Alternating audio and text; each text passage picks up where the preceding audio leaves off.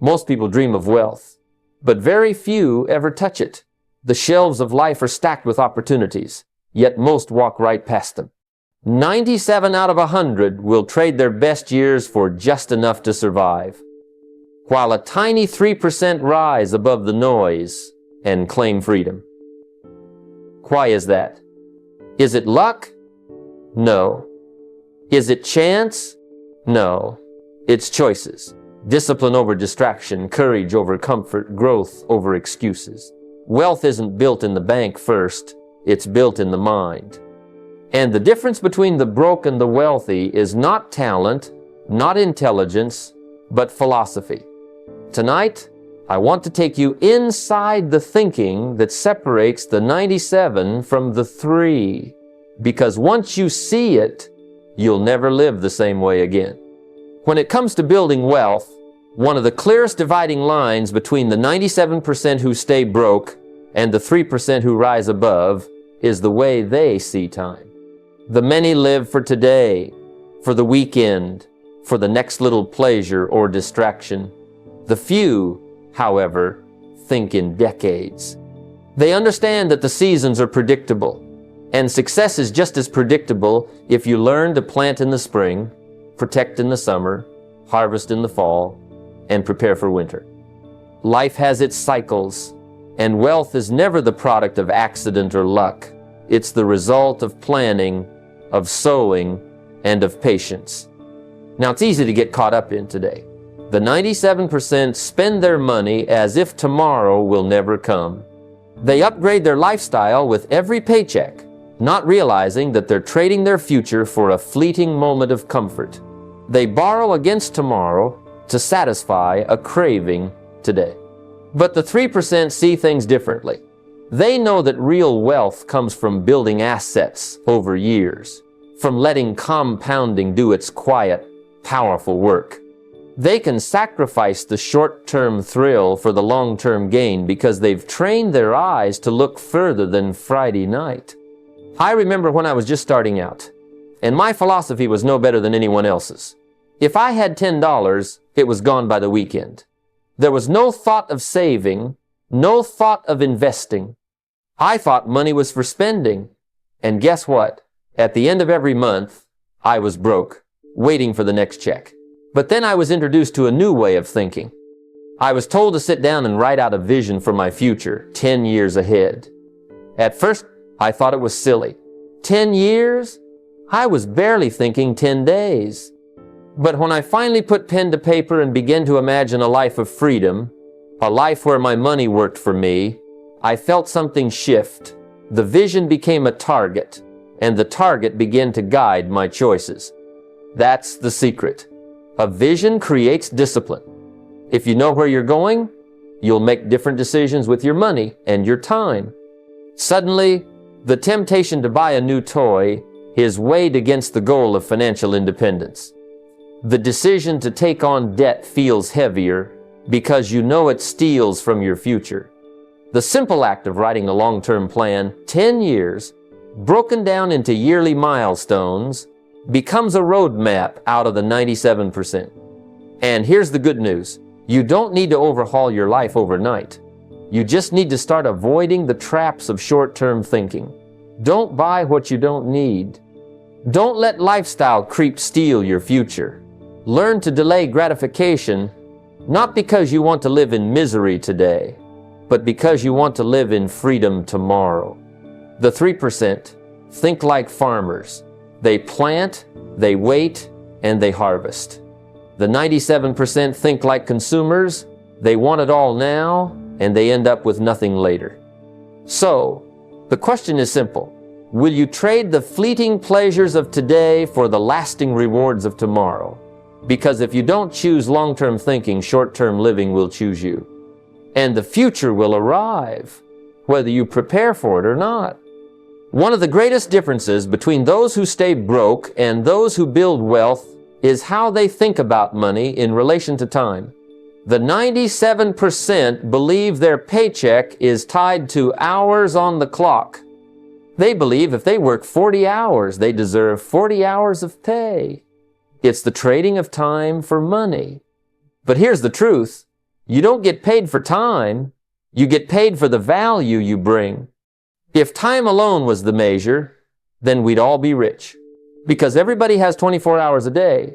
The question is not, how many hours do you have? But rather, what is the value of an hour of your life? That's what separates the 3%. I learned this lesson the hard way. Early in my career, I worked long hours, but I had nothing to show for it. I thought the harder I worked, the more money I'd make. But I met people who worked fewer hours than me and made 10 times more. At first, I thought it was unfair, but soon I realized they weren't paid for hours. They were paid for results. They had skills, sales, leadership, communication, investing that multiplied the value of their time. That was my wake-up call. Think about it. A doctor can earn more in an hour than many people earn in a week, not because time is different for him, but because he invested years mastering a high-value skill.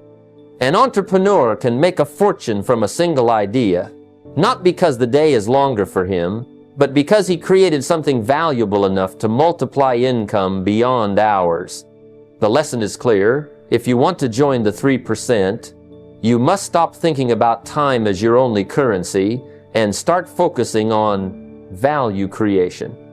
And here's the strategy. Master one high-value skill. Just one.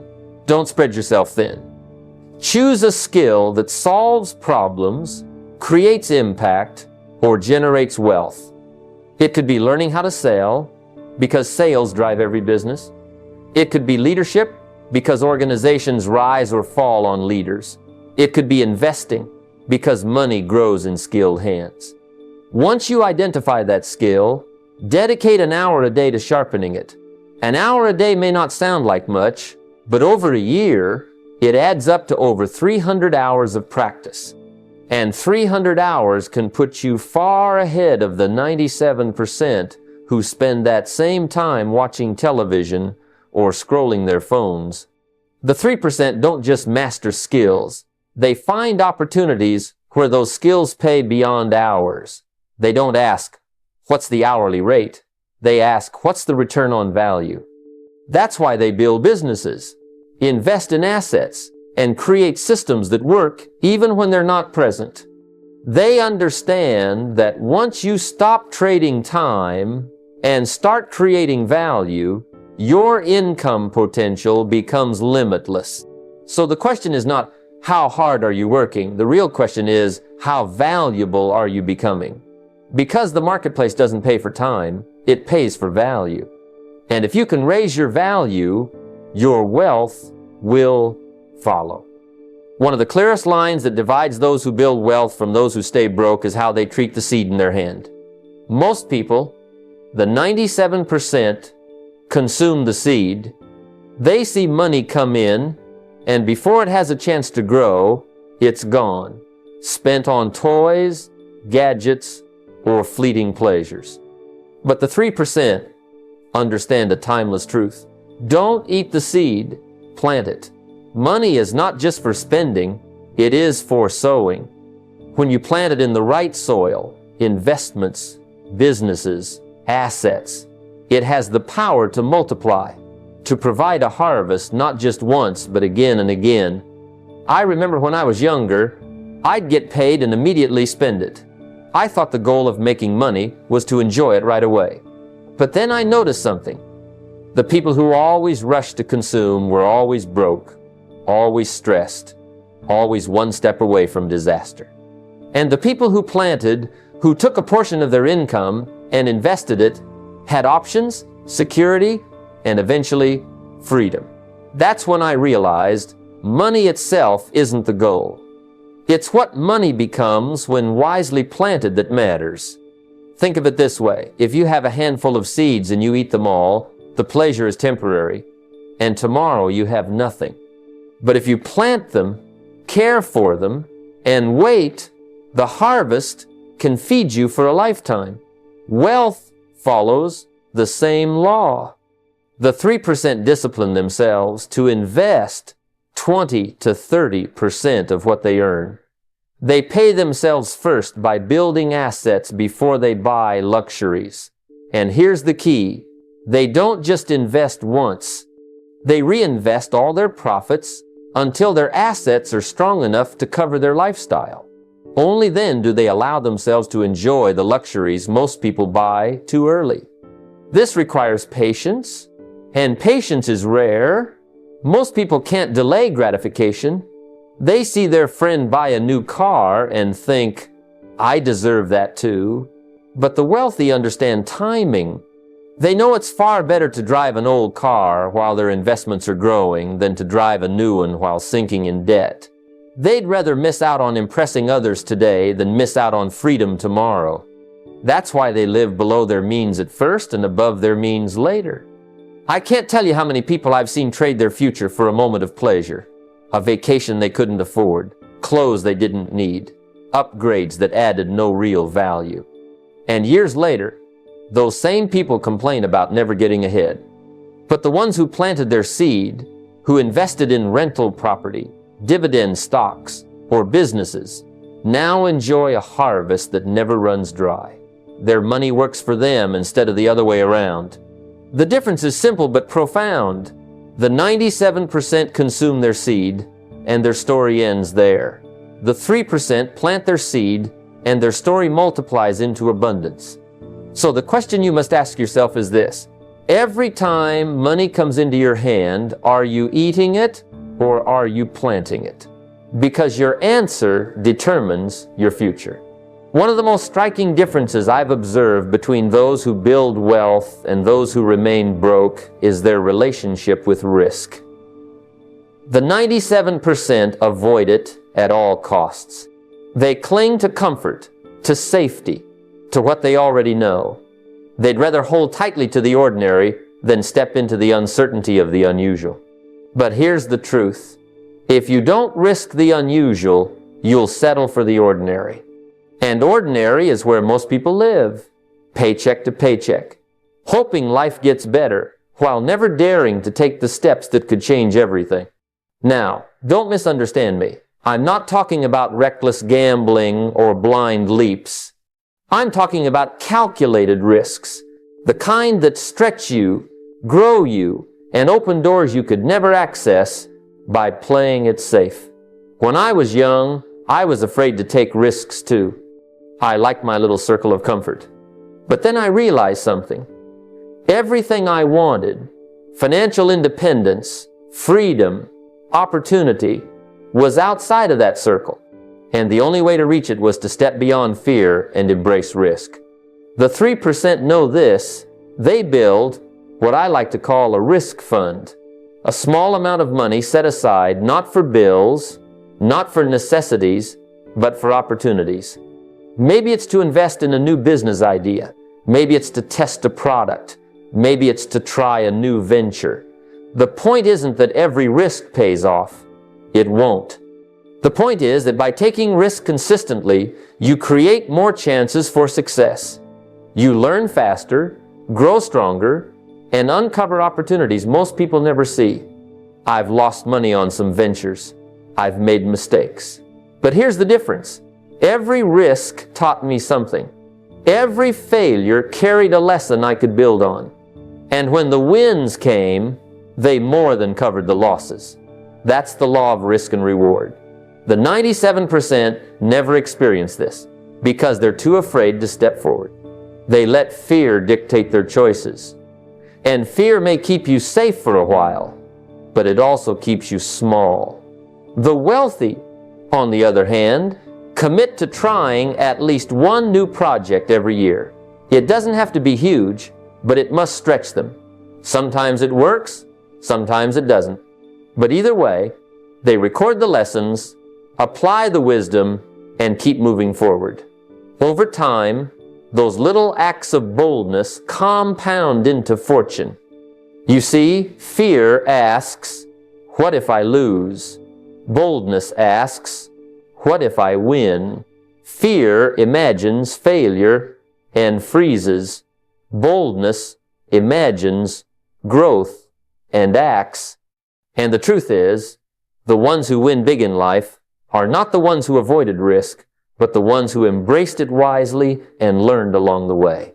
So the next time you're faced with a choice between staying comfortable and taking a calculated risk, remember this: comfort keeps you ordinary, but risk makes you extraordinary.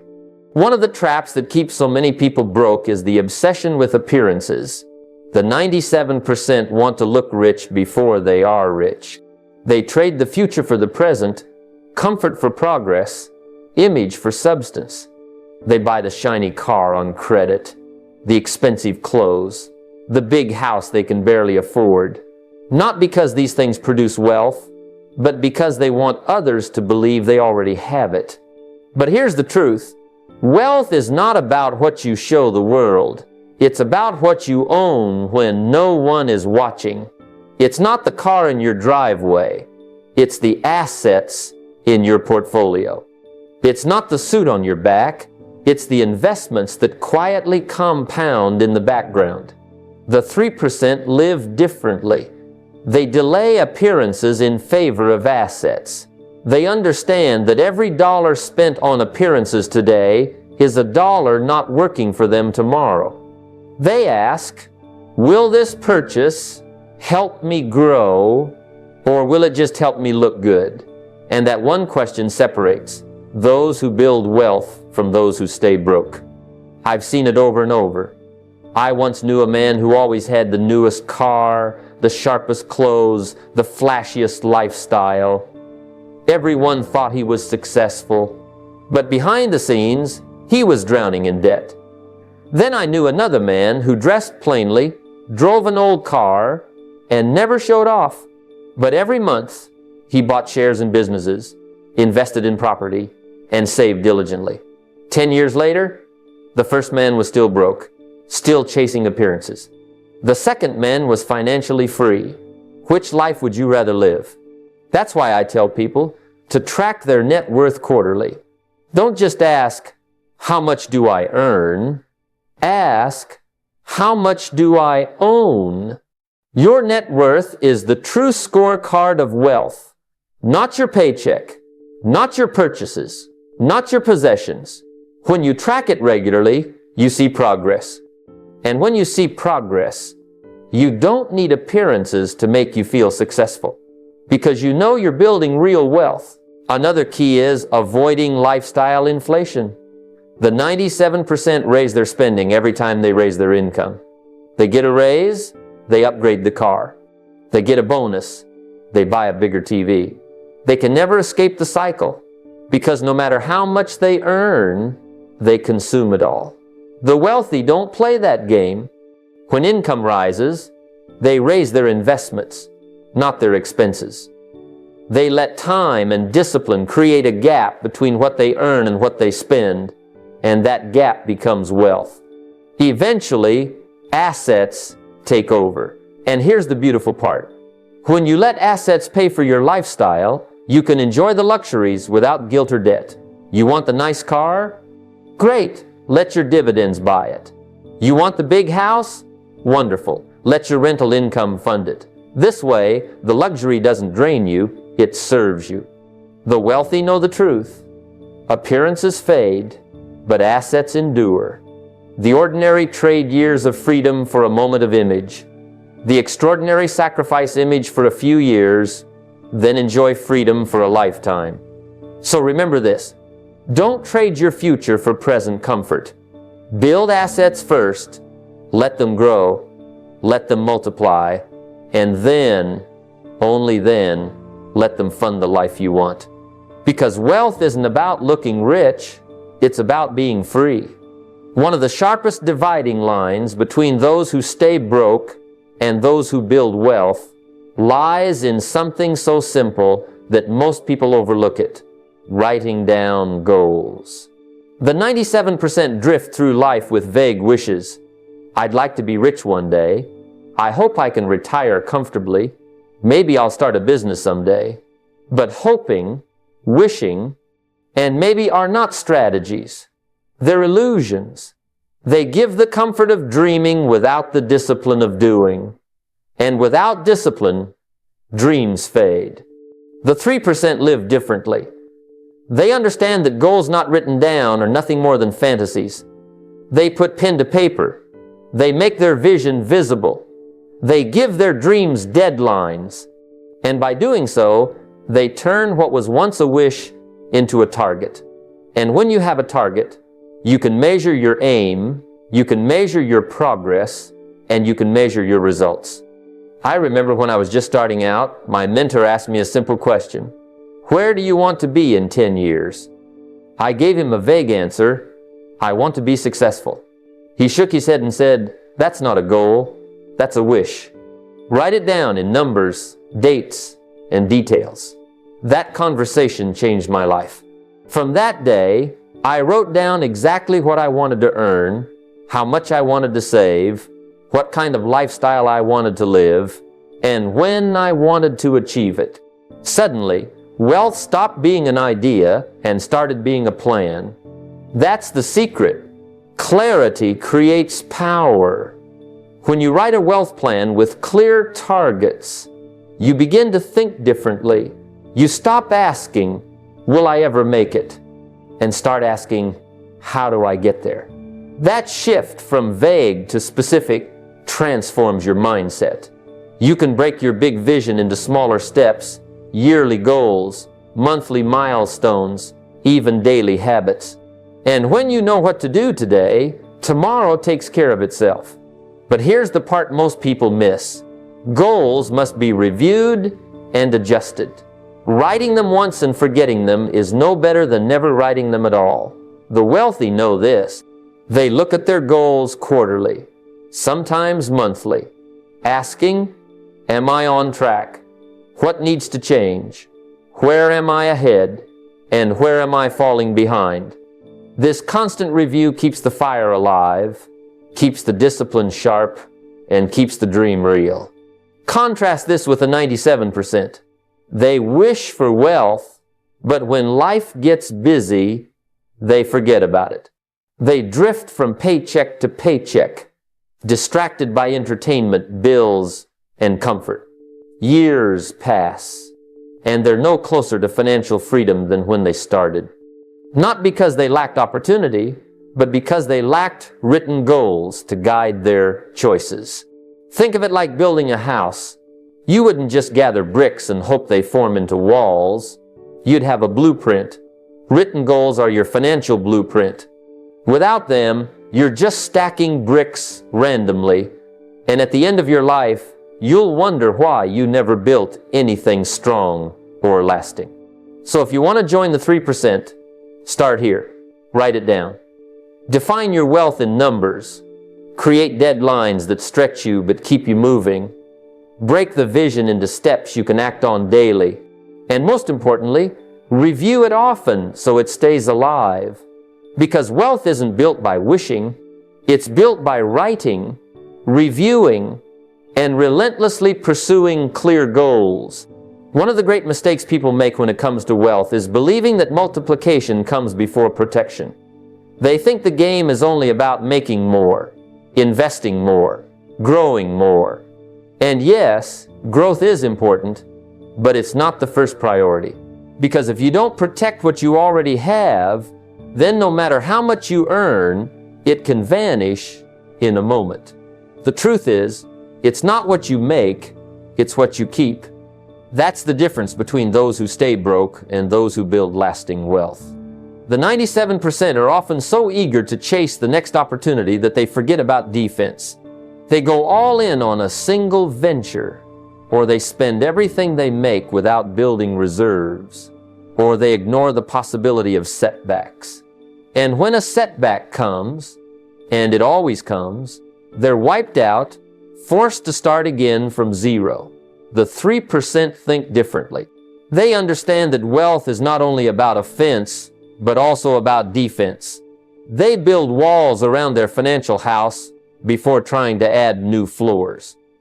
They insure their income, their health, their assets. They keep an emergency fund because they know life has storms, and storms don't send an invitation before they arrive. They diversify their investments so that if one stream dries up, the river keeps flowing. I remember a conversation I had with a young entrepreneur who had made his first $50,000. He was excited and wanted to put it all into a risky investment his friends were talking about. I asked him, "How much do you have set aside in savings?" He looked down and said, "None." I asked, "Do you have insurance if something happens to your health or your business?" Again, he shook his head. I told him, "Then you don't yet have money to risk. You're not playing the multiplication game, you're still in the protection game." That advice saved him. A few months later, the very investment he was considering collapsed. But because he waited and first built his safeguards, he wasn't destroyed. You see, protecting wealth is about peace of mind as much as it is about numbers. When you know you have 6 months of expenses saved, you stop living in fear of every bill. When you know you're insured, you stop worrying that one accident could ruin your financial future. And when you diversify, you sleep at night knowing that your future doesn't hang on a single thread. The 3% live with that security, and because of it, they can take bolder, smarter risks in pursuit of multiplication. The 97%, on the other hand, gamble without a safety net. They think it's faster. They think protection is boring or unnecessary. But when life turns, and it always does, they're forced to start again. And every time you restart, you lose the one resource you can't get back: time. That's why so many end up working all their lives without ever escaping the grind. So the lesson is clear. Before you multiply, protect. Build your foundation strong. Ensure your income, your health, and your assets. Save an emergency fund that gives you breathing room when life surprises you. Diversify your investments so that your wealth is never held hostage by one market, one job, or one business. When you live this way, you not only keep what you've earned, you give yourself the freedom to grow it with confidence. And that confidence is the real starting point of lasting wealth. If there's one truth that separates the wealthy from the struggling, it's this: what gets measured gets improved. The 97% treat money like a mystery. They don't know where it goes. They just know it disappears. They look at their paycheck, feel like it should last longer, but at the end of the month, they're left wondering how it slipped away. The 3%, however, treat money like a business. Every dollar has a job, and every dollar is accounted for. They don't guess where it went, they know. And because they know, they can improve. I've seen it time and time again. Someone tells me, "I just can't save. No matter how much I make, it's never enough." And I ask them, "Show me your budget." Most of the time, they look down and say, "I don't have one." That's the problem. You can't improve what you won't track. If you don't know where your money is going, then money is in charge of you, instead of you being in charge of it. The wealthy flip that equation. They control their money, and by doing so, they control their future. It doesn't have to be complicated. You don't need a fancy system to track your money. You just need discipline. A simple monthly budget where you write down your income and expenses is enough to give you clarity. Review it weekly. Don't wait until the end of the month to find out you've gone over. Keep your finger on the pulse so you can make adjustments in real time. And here's the power in it. When you track, you see patterns. You see the little leaks. Maybe it's eating out too often. Maybe it's subscriptions you don't use. Maybe it's impulse spending on things you didn't really need. Once you see it, you can do something about it. I remember when I first started taking this seriously. I thought I was careful with money, but when I actually tracked every expense, I was shocked. The little things were eating me alive. Coffee here, snacks there, a few dollars wasted every day, and over time, it added up to hundreds. And hundreds invested wisely can become thousands. That's when I learned the real cost of small habits. Most people underestimate how much the little choices add up, and they never change them because they never measure them. That's why I recommend eliminating one wasteful habit every month. Just one. Cancel a subscription you don't use. Cut back on eating out once a week. Reduce a habit that doesn't serve your future. And here's the beauty of it. Those small adjustments create room for savings and investments. And once you start redirecting wasted money into assets, you'll see how quickly progress builds. The 97% never experience this momentum because they never measure in the first place. The 3% live by it. Tracking every dollar isn't about restriction. It's about freedom. When you know where your money is going, you can tell it where to go. You can direct it towards savings, investments, generosity, and lifestyle choices that truly matter. Instead of money slipping through your fingers, it becomes a tool you use with precision. And when you live this way, wealth doesn't feel accidental. It feels inevitable. The truth is, the 97% are guessing while the 3% are calculating. And over time, guessing leaves you broke, but calculating builds wealth. Most people spend their lives working hard on their job, yet they neglect the most important work, the work on themselves. The 97% think the job is the answer. They show up, trade hours for dollars, and go home. They wait for a raise, for the company to notice them, for someone else to reward them. But the truth is, you don't get paid for hours. You get paid for the value you bring. And the value you bring is tied directly to the person you are becoming. That's why the 3% put as much, if not more, effort into working on themselves as they do into working on their job. I learned this lesson early in my career. I was working hard, but I was stuck. No matter how many hours I put in, I couldn't seem to get ahead. And then I realized it wasn't the hours, it was me. If I wanted things to change, I had to change. If I wanted to grow my income, I had to grow my skills. That realization turned my whole life around. Instead of waiting for opportunities, I prepared myself to attract them. Think about it like this. Your job will make you a living, but your personal growth will make you a fortune. A job can pay you enough to get by, but becoming a person of greater value, that's what pays you enough to live free. The difference between ordinary and extraordinary is often just one skill, one discipline, one perspective that you chose to develop when others didn't. And here's the secret. Personal growth doesn't stop when school ends. In fact, that's where it really begins. The 97% close the books after graduation. They stop reading, stop studying, stop learning. They rely only on what they were taught years ago, and the world passes them by. But the 3%, they keep learning. They dedicate at least an hour a day to self-education. They read books on wealth, leadership, and success. They listen to audio programs in their car instead of mindless noise. They take courses, attend seminars, and pay to be in rooms where wisdom is shared. But here's the key. It's not just about learning, it's about applying. Knowledge without action is wasted potential. I remember sitting in seminars, taking notes furiously. But it wasn't until I started putting those ideas into practice that my life began to shift. I invested in sales training, and suddenly my income doubled. I studied communication, and suddenly I could influence more people. I learned about money, and suddenly it wasn't controlling me anymore. I was controlling it.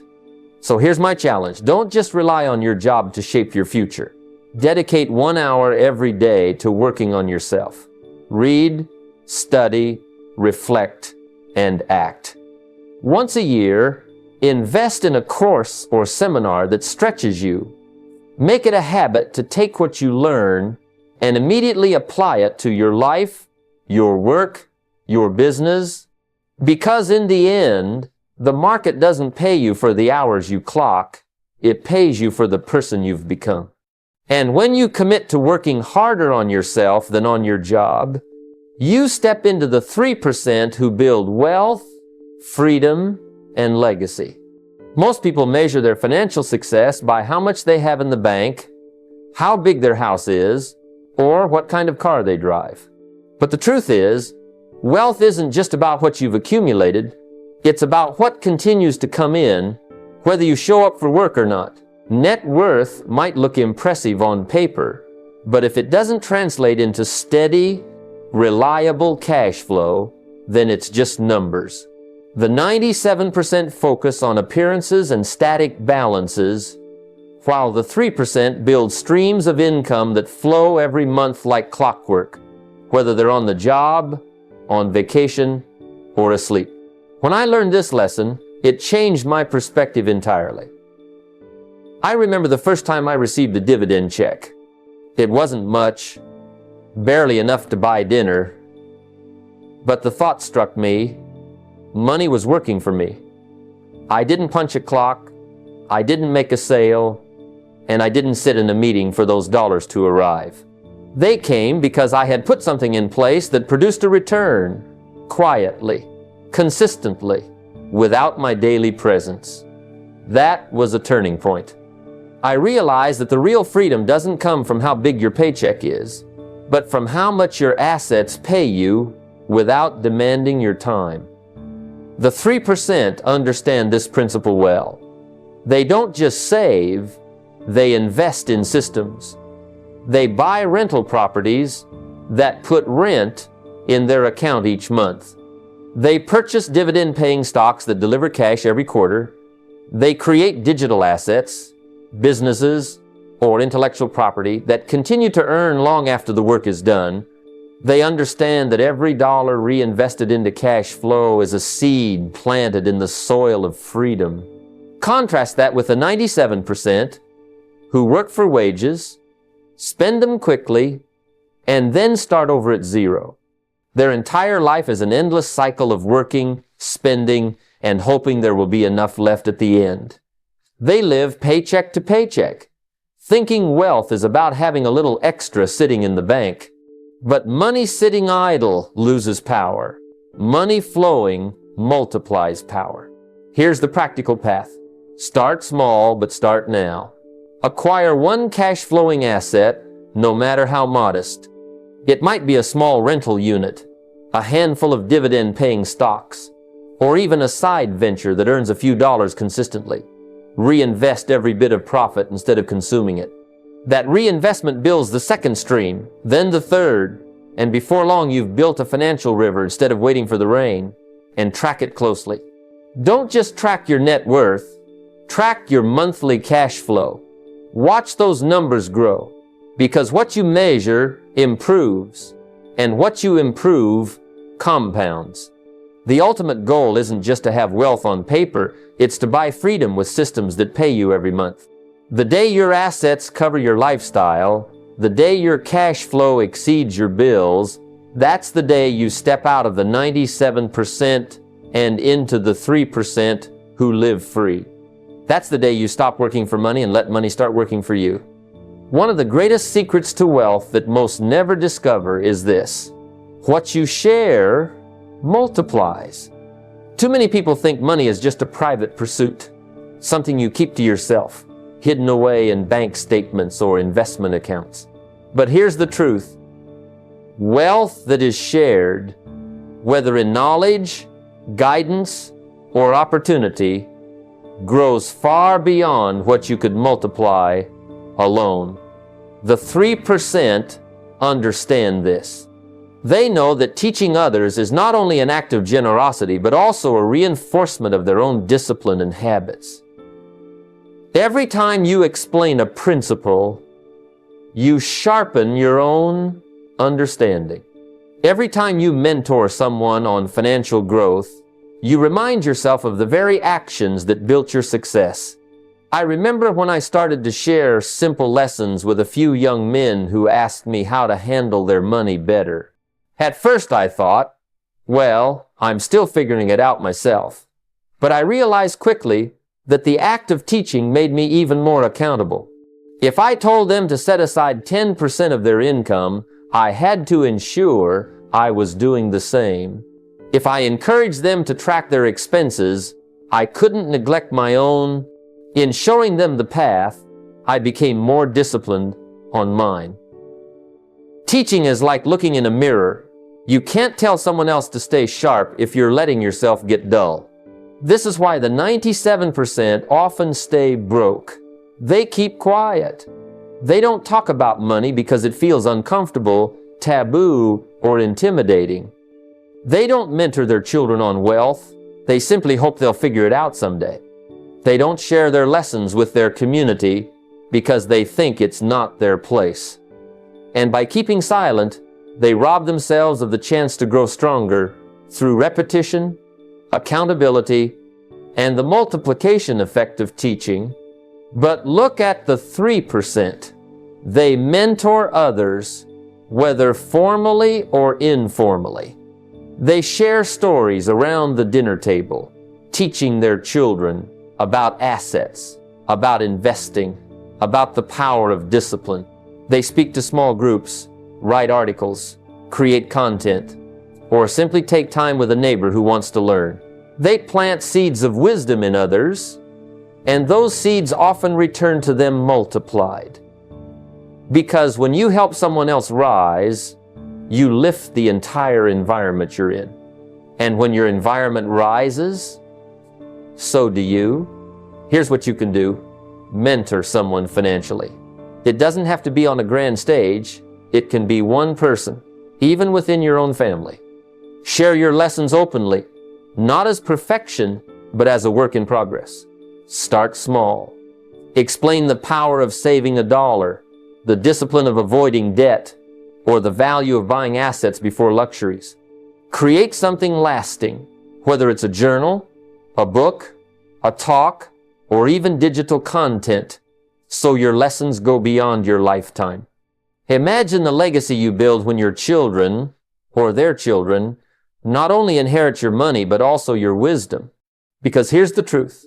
Money can be spent and lost, but principles, once taught, can last for generations. When you teach wealth, you multiply wealth, not only in your own life, but in the lives of countless others.